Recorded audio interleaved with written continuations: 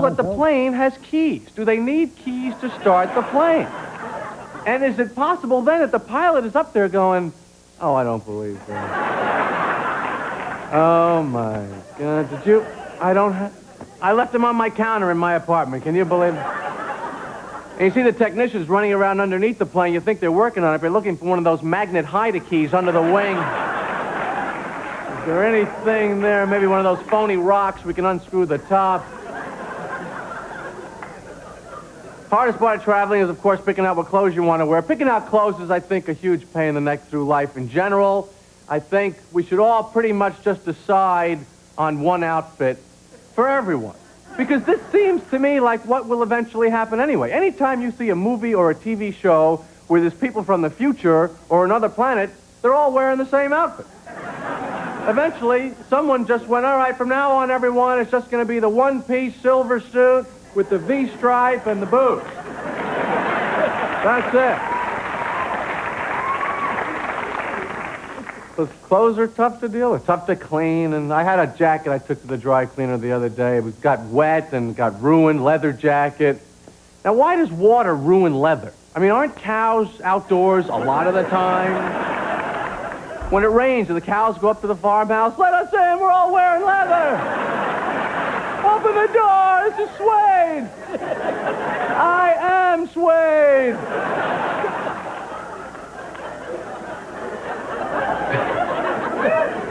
Well, we don't know what animals are thinking, but I wonder about it.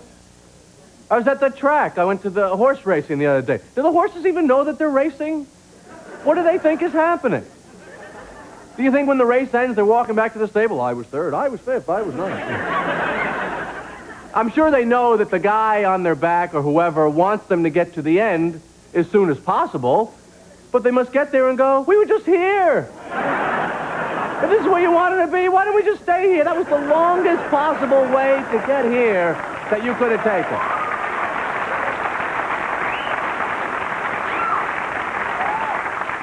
I'll tell you the one thing, and the horses definitely do not know when they're racing. They do not know that if you should accidentally trip, turn your ankle, perhaps break your leg, they blow your brains out.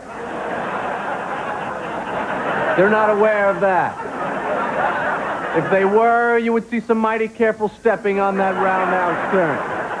Easy, take it easy. No, you go first. You win. I'll place. No competition. The important thing is your health.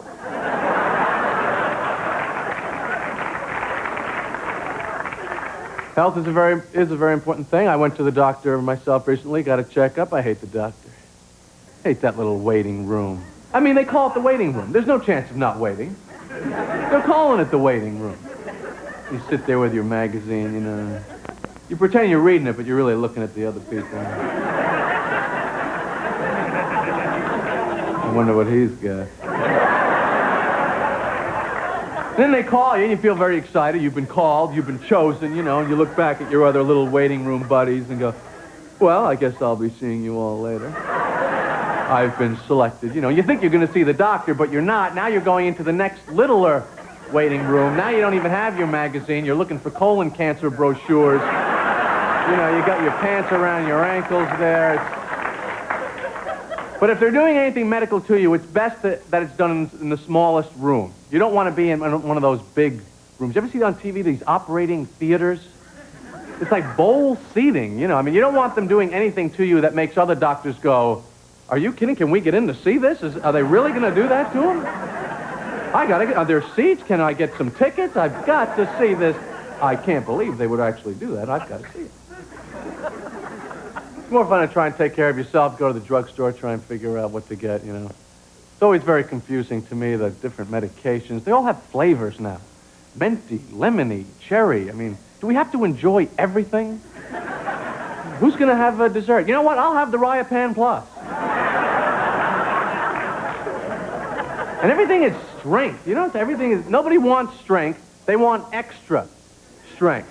Whatever the other people are getting, I would like to get a little bit more. I want extra, just a little bit extra. Some people are not satisfied with extra. They want maximum. Give me the maximum strength. The maximum allowable human dosage. Figure out what will kill me and then back it off a little bit. Thank you very much.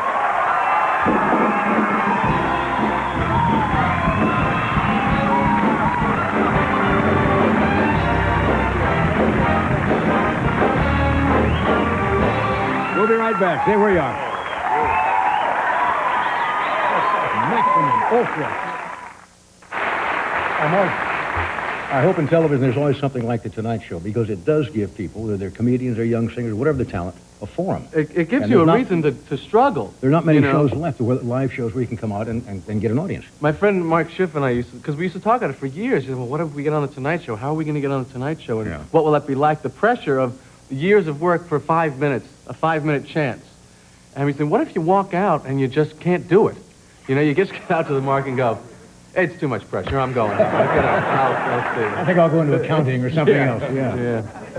Everybody knows that feeling the first time. I can still remember the first time. In fact, the first national television show I did was from this very NBC in Burbank about 1955, and came out in this very studio and almost blanked out. Yeah. Looked up, and Edwin was on the show, and Buster Keaton was on the show. Wow. And I was almost tongue-tied, and managed to get through it. So here we are. Yeah. Yeah. It's quite a thrill. It's still... How has it changed your life outside of, you're recognized now and... Well, I've got a little more money now. Yeah, than I had when I was first here. I actually, in fact, recently bought the Ginsu knife. You finally? I did. I wish that I was saying that just to set up as a joke, but I actually bought the Ginsu knife. I was watching TV late at night. How long has this commercial been on? It's got to be 20 years, right? Something like that. It's got to be 20 years. I'm sitting there, and it's late, you're getting drowsy, and he's cutting through the shoe with the thing, and a can. Cutting through the can. I'm going, that looks pretty good. Cut through the shoe, cut through the can. I need that knife, So I call up the lady, and they dial the number there. I said, I'd like to order the Ginsu knife. And the lady on the other end of the phone, she says, really? I said, yes.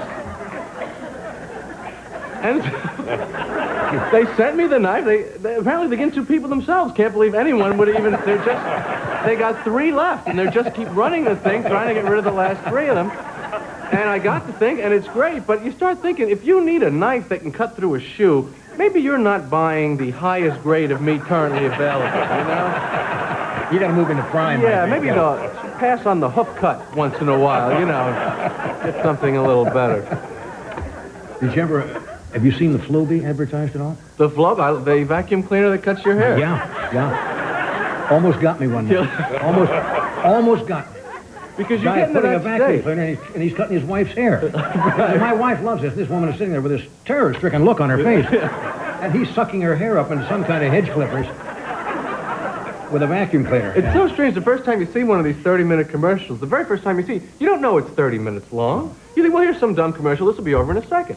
And then 28 minutes later, you go, have I lost my mind here? Are they still drying the fruit in that stupid little box? Okay. We'll take a break. We're coming right back. So, the Flowbee, And this lady is sitting there.